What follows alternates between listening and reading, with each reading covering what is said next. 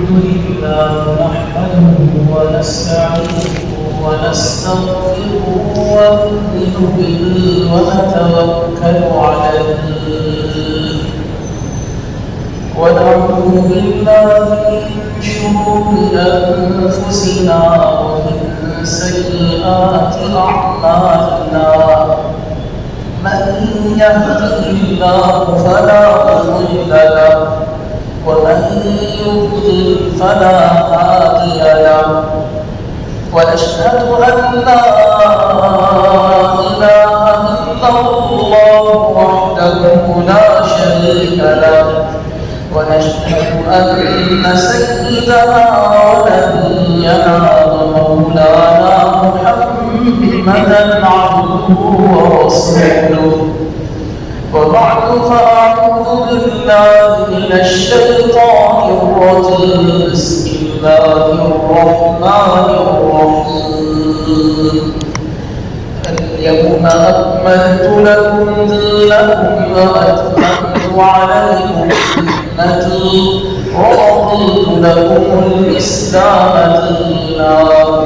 قال النبي صلى الله عليه وسلم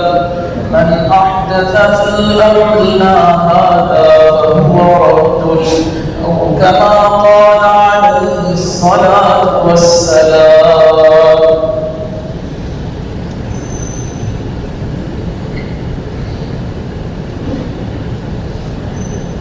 محترم بزرگوں عزیزوں اور دوستوں، اللہ جل جلالہ وعم نوالہ نے اس دین کو کامل اور مکمل فرما دیا۔ ارشاد کو فرمایا کہ اليوم اکملت لکم دینکم واتممت علیکم نعمتی، کہ آج کے دن ہم نے دین اسلام کو مکمل کر دیا اور اپنی نعمت کو اس کی انتہا تک پہنچا دیا۔ وَرَضِيتُ لَكُمُ الْإِسْلَامَ دِينًا، اور تمہارے لیے دین اسلام کو پسند کر دیا۔ رہتی دنیا تک تا قیام ساعت سوائے دین اسلام کے اور کوئی دین قابل قبول نہیں۔ اگر کوئی ہجری و ہدایت کا خواہش مند ہے، خدا بند قدوس کے یہاں رسائی حاصل کرنا چاہتا ہے، تو اس کے لیے ایک ہی اور واحد راستہ ہے، وہ دین اسلام ہے کہ دین اسلام کے ذریعے سے وہ خدا بند قدوس تک پہنچے۔ تو دین اسلام بالکل کامل اور مکمل کر دیا گیا۔ جناب محمد رسول اللہ صلی اللہ علیہ وسلم نے اپنی امت کے لیے دینی اور دنیاوی اعتبار سے جتنی ضرورتیں تھیں، جہاں جہاں رہنمائی کرنے کا موقع تھا، آپ علیہ السلام نے ہر رات پر، ہر طریقہ کار پر آپ نے اس امت کی رہنمائی فرمائی۔ یہاں تک کہ استنجا کرنے کا طریقہ بھی آپ نے اس امت کو سکھایا اور بتایا۔ پاکی اور صفائی حاصل کرنے کا کیا طریقہ کار، تو اس طرح سے یہ دین اپنے انتہا اور اپنے اتمام کو پہنچا۔ اس دین کے کامل اور مکمل ہونے کے بعد دین کے اندر دین کے نام پر کسی چیز کو بڑھانا، کسی چیز کو گھٹانا، اس کی اجازت شرعاً نہیں دی گئی کہ ہم دین کے عنوان پر کسی چیز کو دین کے اندر داخل کریں، دین کے اندر بڑھائیں، اسے دین کا نام دیں، اسے عبادت کا عنوان دیں۔ اسی کو دوسرے الفاظ میں بدعت سے تعبیر کیا جاتا ہے، جسے حضرت عائشہ صدیقہ رضی اللہ تعالیٰ عنہا نے فرمایا۔ نبی پاک علیہ السلام یوں ارشاد فرماتے ہیں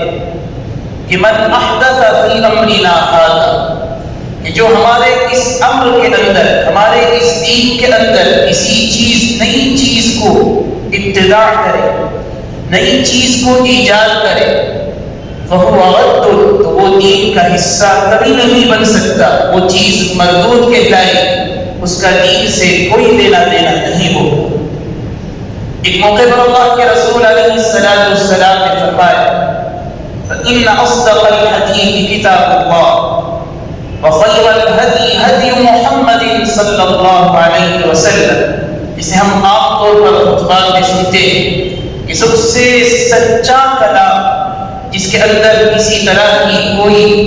گنجائش شک و شبہ کی نہیں، فَإِنَّ أَصْدَقَ الْحَدِيثِ كِتَابُ اللَّهِ، وہ اللہ کا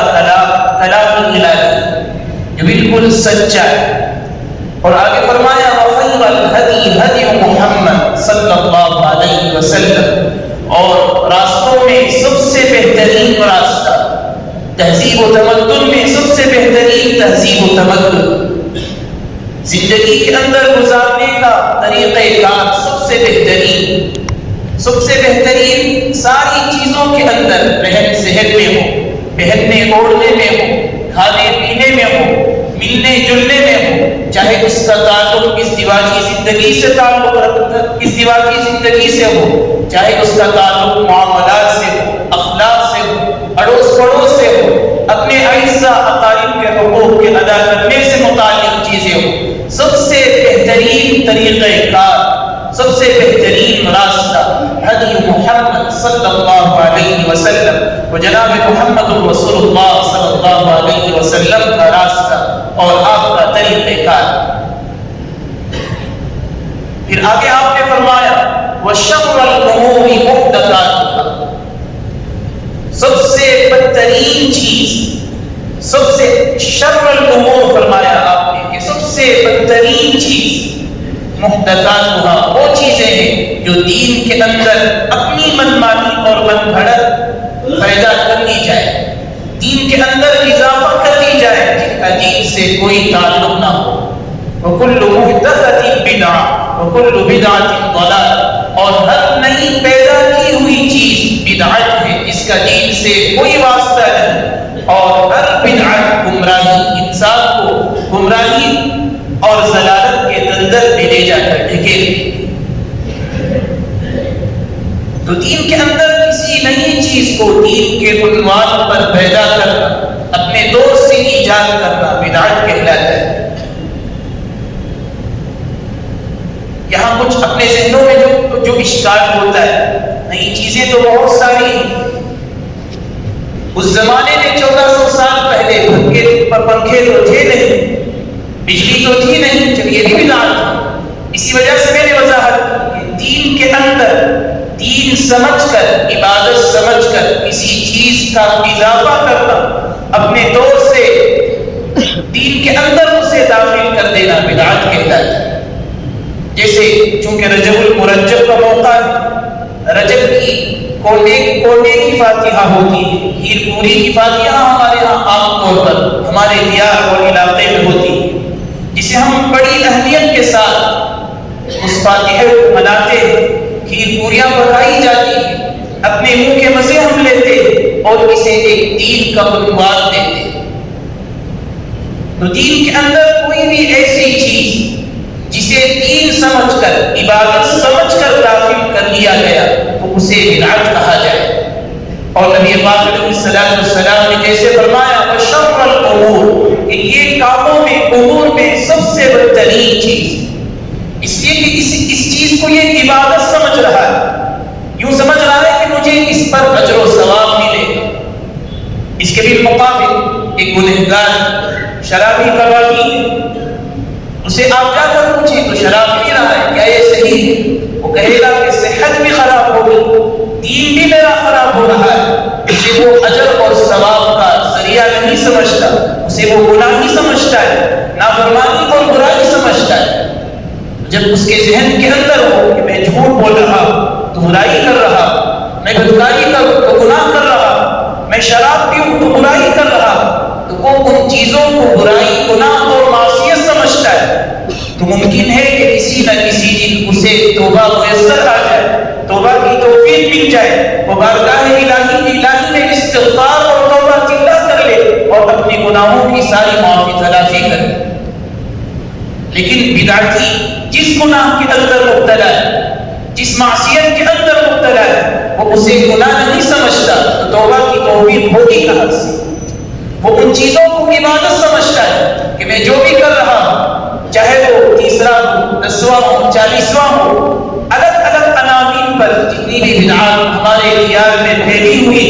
ان ساری چیزوں کو، چاہے وہ میلاد النبی کے موقع پر نبی پاک علیہ السلام کی میلاد اور برڈے منانا،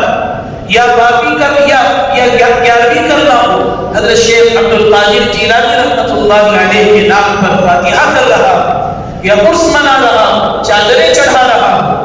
اور اسی سے متعلق ایک پوری کی فاتحہ بھی ہے، تو جتنی بھی چیزیں ہیں وہ گناہ سمجھ کر نہیں، عبادت اور توسل کا ذریعہ سمجھ کر کرتا ہے کہ میں ان چیزوں کو کروں گا تو مجھے اجر و ثواب ملے گا، مجھے یہ دیا جائے گا، میری دنیا کو آخرت بنے گی۔ جب ان چیزوں کو وہ ثواب اور عبادت سمجھ کر کر رہا تو پھر توبہ کیوں کرے گا؟ آپ اس سے روکنے کی کوشش کریں تو بحث پر مباحثہ کرے گا، لڑائی جھگڑے پر اتر آئے گا کہ میں عبادت کر رہا ہوں، میں تو ایک نیک کام کر رہا ہوں، تو اس کے کرنے میں کیا حرج ہے، مجھے کیوں روکا جا رہا ہے؟ تو بہت صورت نبی پاک علیہ السلام نے فرمایا کہ شر الامور، کہ یہ سب سے بدترین چیز ہے کہ انسان اسے عبادت سمجھ کر کر رہا ہے، حالانکہ وہ گناہ اور خداوند قدوس کی نافرمانی کے اندر مبتلا ہے۔ دین تو کامل مکمل ہو گیا، عبادت کے سارے طریقہ کار نبی پاک علیہ السلام نے اس امت کے ساتھ بیان فرما دیے کہ عبادت کیسے کی جائے۔ عبادت کو ہم اپنی منمانی پر ایک شکل و صورت دیں، اپنی من گھڑت چیزوں سے کچھ بنا کر اسے عبادت سمجھ لے، اسے ثواب کا ذریعہ سمجھ لے، تو یہ ہماری اپنی منمانی ہوگی، اللہ اور اس کے رسول کی اطاعت نہیں شمار کی جائے۔ جیسے آپ اختیار کو دیکھیں، ہندو مذہب کے اندر جو سنیاسی لوگ ہوتے ہیں، جو بڑے پجاری ہوتے ہیں، ان کے یہاں مختلف طریقہ کار ہیں عبادتوں کا،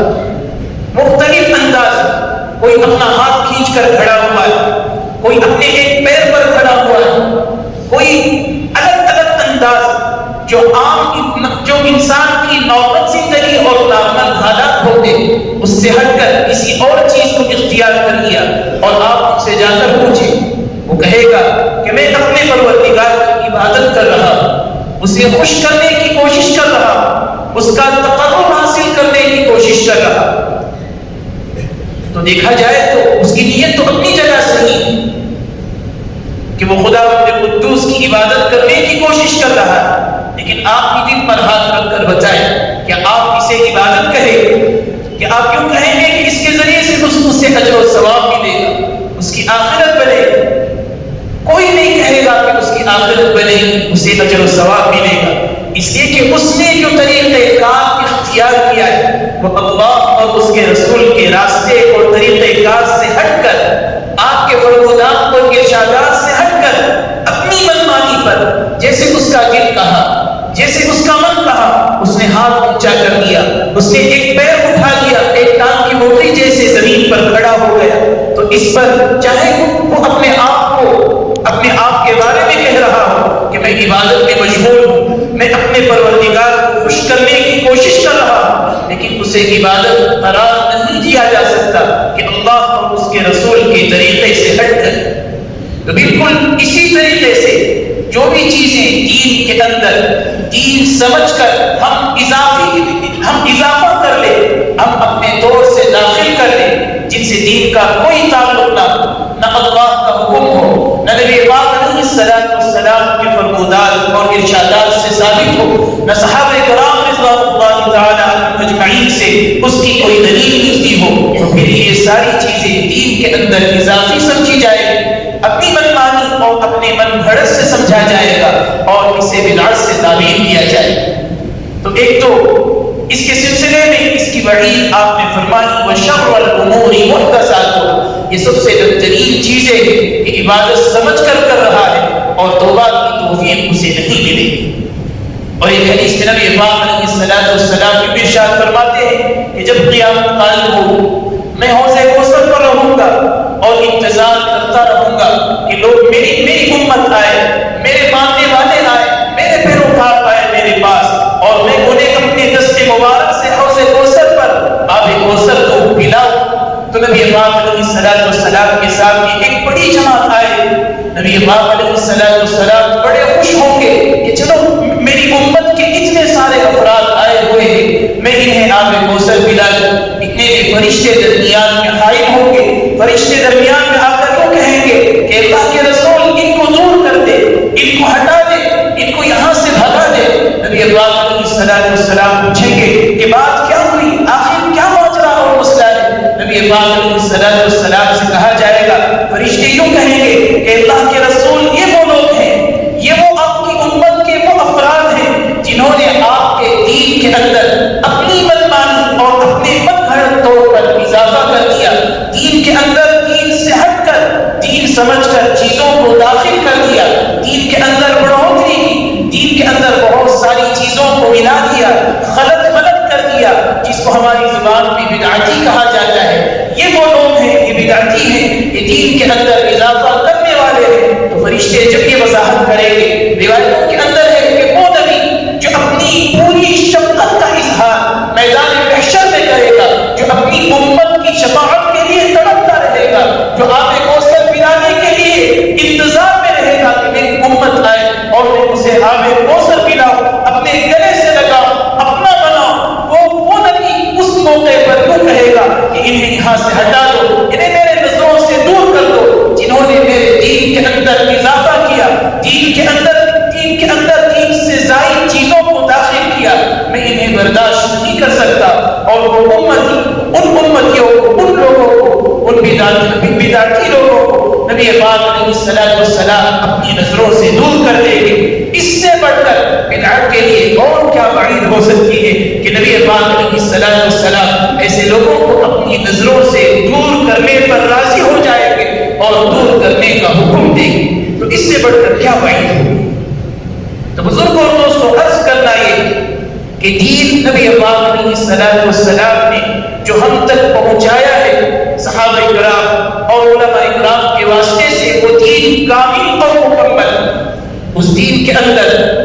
بس یوں سمجھ کر کہ اس کے کر لینے سے کیا حرج ہے، کیا ہو جائے گا، کیا مسئلہ بن جائے گا، اپنے طور سے دین کے اندر نئی نئی چیزوں کو داخل کرنا، چاہے جس عنوان سے بھی ہو، تو وہ بدعت کہلائے، وہ چیزیں بدعت کہلائے گی اور وہ دین کا جزء اور حصہ نہیں بن سکتی۔ اس کے ذریعے سے